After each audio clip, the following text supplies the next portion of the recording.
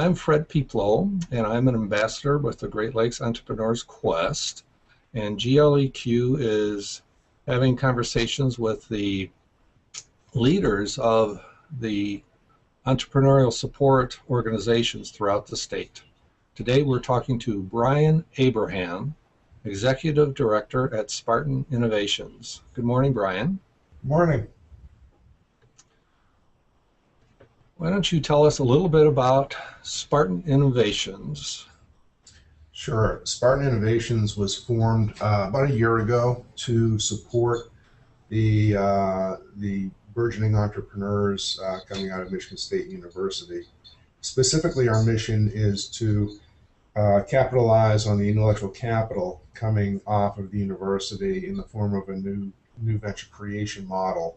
So we scour the campus and the invention disclosures to determine which technologies or portfolio of technologies might become a nice platform for a new venture. In doing what we do, we touch upon a lot more than just technologies. We touch upon economic development, we touch upon curriculum, we touch upon community. There are a number of things that go hand in hand with trying to establish a robust and enduring ecosystem for new venture creation here at Michigan State.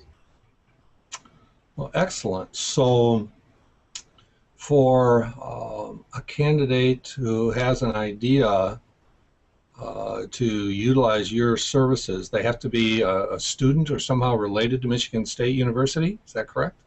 Right now, that's the way it's set up. We're looking at opportunities to really be more supportive of the greater community.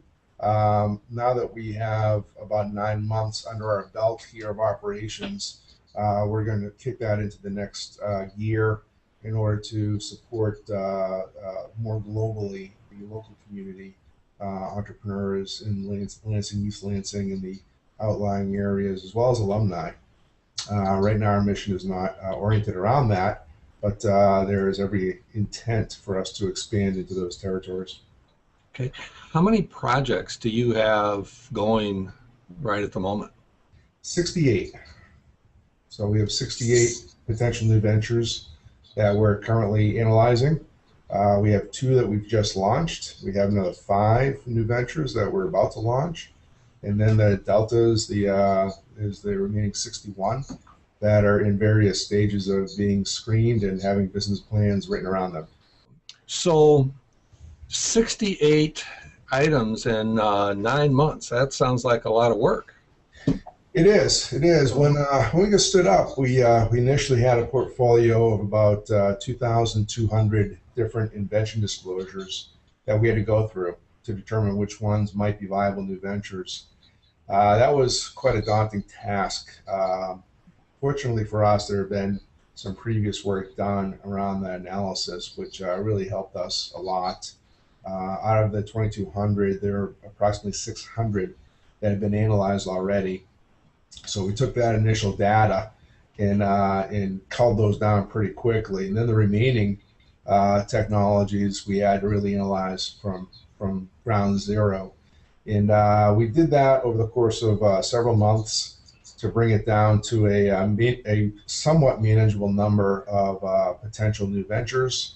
And once we had it down to about 150, we invited in the venture capital community to help us take it from 150 down to the current 68 that we have now. What we did is we had a 2-day session with third-party venture capitalists who looked at the technologies really from an investment standpoint. You know, if a new venture were able to be formed around this technology, would it be an investable proposition? And they really helped us out an awful lot over those 2 days to really bring the portfolio down to a manageable size.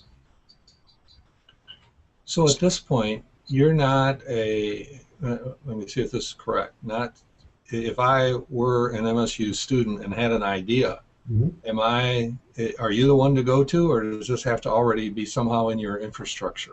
No, we would be the ones to go to. There are several ways that concepts get to us.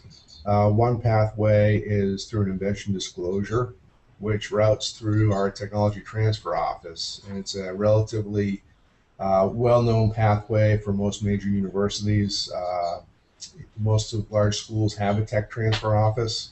Most large schools have invention disclosures and technology managers, and the faculty and the students know that if they have a new technology, they should route that path.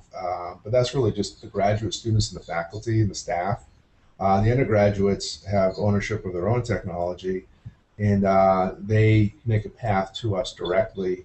One of the things we do here is we manage with LEAP, which is the economic development organization here in Greater Lansing. We co-manage this area called the Hatch, which is a separate space for students.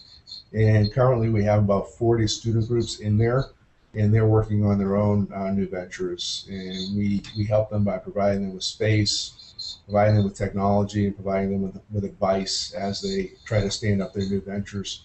So we have a pretty direct pathway to the undergraduates.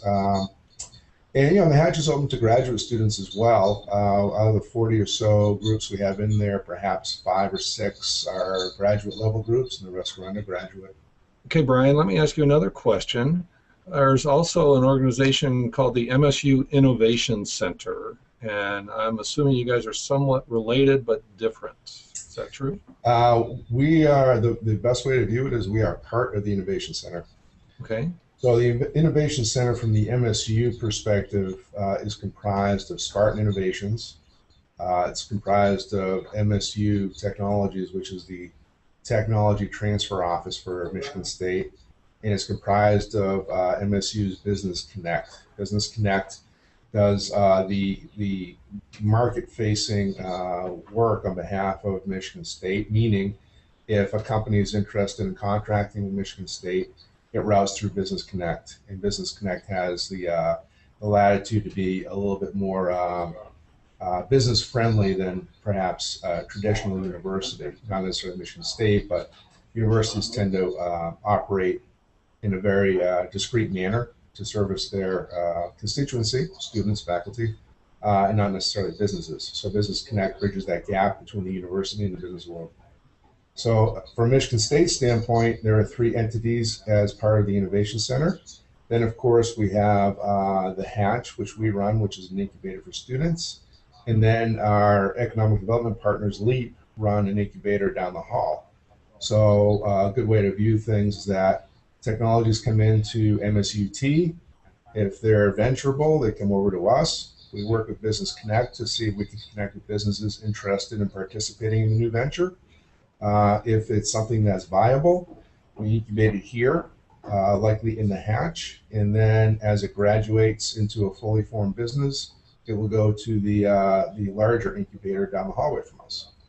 So it's really a progression of maturity cycle.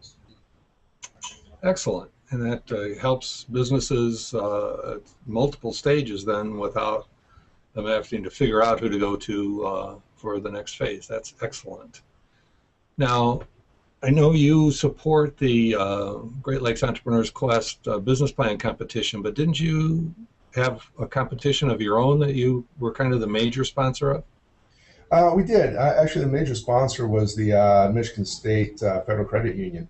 When I arrived here in late August, I saw banners for a business plan competition that the credit union was sponsoring, and I thought that it would be more attractive if we collaborated with the credit union, Michigan State and the credit union together. So we approached the credit union to ask them if they were interested in us working with them to help manage this competition, and they were. And so given that the competition was already something that credit union was interested in doing, and in fact it already did one iteration of it, we essentially partnered up with them to help support their sponsorship of the business plan competition, and we marketed it and grew it a little bit from the first iteration to the second, and we're hoping to grow it even further. Excellent. Well, what is there a next big thing that's coming up for Spartan Innovations? Well, we just finished our innovation celebration, which was the Innovation Center annual celebration of entrepreneurship. That was a few weeks ago. Now we're working feverishly to put in place curriculum for this forthcoming year at the graduate and undergraduate level for Michigan State in entrepreneurship. And our next big item on our plate, aside from launching these companies, is to implement more formalized entrepreneurship curriculum here on campus. There's a goal. We have a goal to introduce a major at the undergraduate level and an MBA in entrepreneurship by fall of 2014. So even though that seems like a long way off, there are an awful lot of things we need to take care of internally to make that happen. It's coming right up, actually. Well, that is quite a healthy agenda, and we wish you the best for that. The state is rebounding nicely, but it needs all the, our entrepreneurial infrastructure needs all the help it can get. And we certainly appreciate the work you are doing at Spartan Innovations, Brian.